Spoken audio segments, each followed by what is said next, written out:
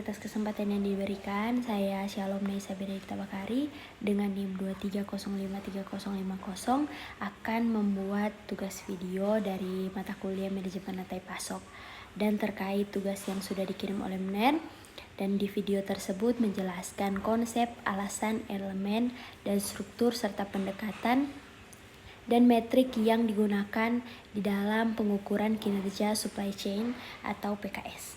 Nah, pengukuran kinerja supply chain atau PKS menurut Lee dan Amara 2002 adalah suatu siklus berkelanjutan yang bertujuan untuk perbaikan yang terdiri dari identifikasi masalah, memahami akar penyebab masalah, merespon dengan tindakan korektif, dan secara kontinu memvalidasi data, proses, dan tindakan yang telah dilakukan.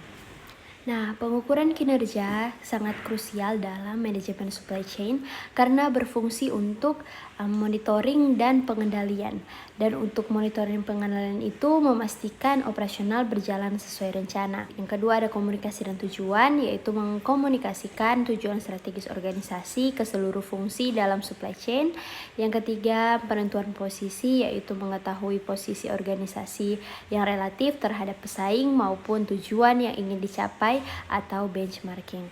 Dan selanjutnya arah perbaikan, yaitu menentukan dan mengarahkan perbaikan yang diperlukan untuk menciptakan keunggulan bersaing.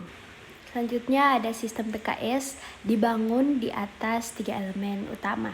Yang pertama, business process re-engineering, yaitu menangkap proses kompleks yang terjadi saat ini dan mendefinisikan proses yang ideal atau diinginkan. Yang kedua, benchmarking, yaitu kegiatan untuk mendapatkan data kinerja operasional dari perusahaan sejenis sebagai pembanding. Dan yang ketiga, proses measurement, fungsi inti untuk mengukur, mengendalikan, dan memperbaiki proses-proses supply chain secara berkelanjutan. Kemudian menurut Milling dan kawan-kawan di tahun 2004, struktur sistem PKS memiliki hierarki dari yang paling sempit, dan yang pertama itu ada individual matrix atau level terbawah. Ini adalah ukuran tunggal yang bisa diverifikasi, diwujudkan dalam bentuk kuantitas atau kualitatif dan didefinisikan terhadap suatu titik acuan tertentu.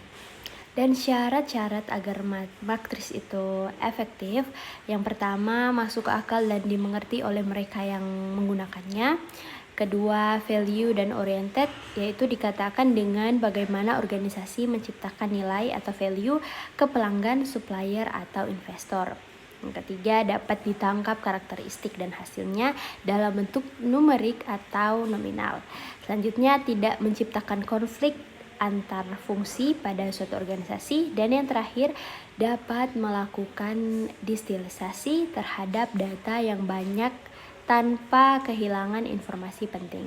Selanjutnya ada matrix set, yaitu kumpulan dari beberapa individual matriks yang diperlukan untuk memberikan informasi kinerja sebuah subsistem.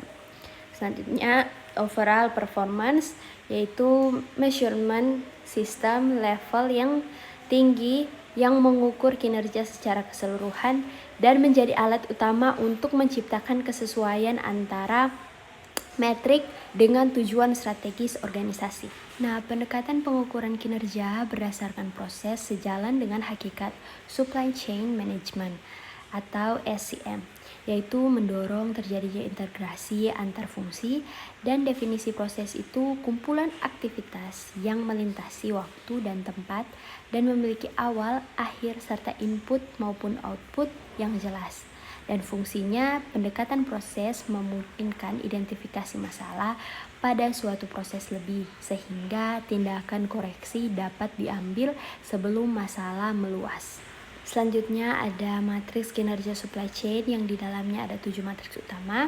Nah, matriks kinerja ini fokus pada pengukuran sumber daya dan hasil yang digunakan dalam aktivitas supply chain. Yang pertama ada ongkos atau biaya, karena aktivitas membutuhkan sumber daya dan ongkos adalah ukuran sumber daya yang dikeluarkan untuk menjalankan aktivitas tersebut. Selanjutnya waktu yang diperlukan untuk menjalankan suatu aktivitas dalam proses supply chain. Selanjutnya kapasitas, yaitu ukuran banyaknya volume atau pekerjaan yang dapat dikerjakan oleh sistem supply chain. Selanjutnya kapabilitas, yaitu kemampuan supply chain secara keseluruhan yang dibagi menjadi 3 aspek.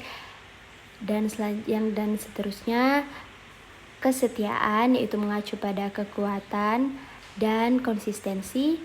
Selanjutnya fleksibilitas, yaitu kemampuan untuk beradaptasi terhadap perubahan. Kemudian model SCOR atau Supply Chain Operation Reference, yaitu model SCOR ini mengintegrasikan ketiga elemen utama PKS dan menggunakan dimensi umum untuk mengukur kinerja. Dan ada 5 proses utama SCOR atau SCOR ini. Yang pertama ada plan atau rencana, yaitu proses menyeimbangkan permintaan dan pasokan dalam memenuhi kebutuhan pengadaan, produksi, dan pengiriman. Nah, kemudian ada 5 dimensi kinerja umum SCOR.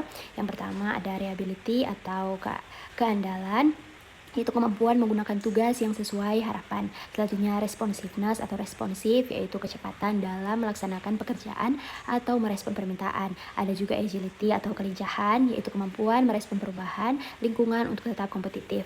Selanjutnya cost atau biaya, yaitu biaya yang dikeluarkan untuk menjalankan seluruh proses supply chain. Dan yang terakhir asset, yaitu kemampuan dalam memanfaatkan atau sumber daya secara efektif untuk kepentingan produksi. Selanjutnya source atau pengadaan, yaitu proses pengadaan barang atau jasa yang diperlukan untuk memenuhi permintaan. Yang ketiga make atau produksi, yaitu proses transformasi bahan baku menjadi produk yang diinginkan oleh pelanggan. Selanjutnya yang keempat deliver atau pengiriman, yaitu proses memenuhi permintaan pelanggan termasuk manajemen pesanan, gudang, dan transportasi. Selanjutnya return atau pengembalian, yaitu proses menerima dan mengembalikan produk, misalnya karena terjadi cacat dalam proses produksi. Selanjutnya ada pengelompokan matriks score. Nah, matriks score ini dikelompokkan menjadi 2 jenis berdasarkan jenisnya. Yang pertama customer facing, yaitu matriks yang penting bagi pelanggan, misalnya reliability dan responsiveness. Selanjutnya internal facing, yaitu matriks yang penting untuk monitoring internal tetapi tidak langsung menjadi perhatian pelanggan, misalnya cost dan aset. Sekian dari tugas video saya yang sudah saya buat. Mohon maaf bila ada salah. Terima kasih.